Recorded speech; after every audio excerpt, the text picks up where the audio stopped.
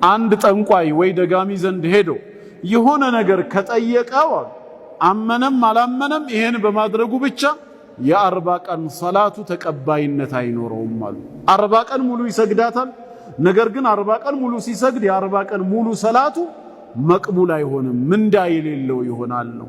ፈሰደቀሁ ቢማ የቁል አሉ። በሌላ ሐዲስ ላይ ደግሞ ጭራሽ ጠይቆት በጠየቀው ነገር እውነት ብሎ ተቀብሎ ከመጣ ፈቀድ ከፈረ ቢማ ኡንዚለ ዐላ ሙሐመድን ሰለላሁ ዐለይሂ ወሰለም በነቢ ሙሐመድ ሰለላሁ ዐለይሂ ወሰለም ላይ በተወረደው ቁርአን ክዷል ነው ያሉት።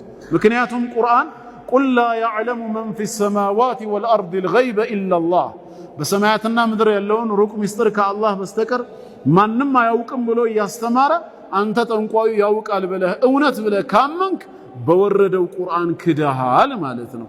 ባይክድማ ኖሮ ጠንቋይም አያውቅም ነበር የሚለው። በትክክልም አያውቅም። ላለማወቁ እሱን ሄዶ መፈተኑም ወይም ደግሞ ልዩ ጥያቄ ማዘጋጀቱም እዛ ደረጃ አያደርሰንም። ሲምፕል የሆኑ መንገዶች አሉ።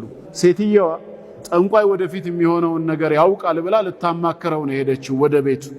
ልክ እንደደረሰች ቅብቀባ ጀመረች። ስታንኳኳ ከውስጥ ሆኖ እሱ ማን ነው አላት። አሁን አይነ ልቦና ያለው ሰው ሐቁ ይበራለታል ማለት ነው። ማን ነው?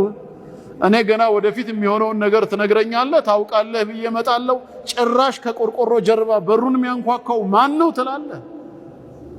የሚያንኳኳውን ሰው ለይቶ ያላወቀ ስለ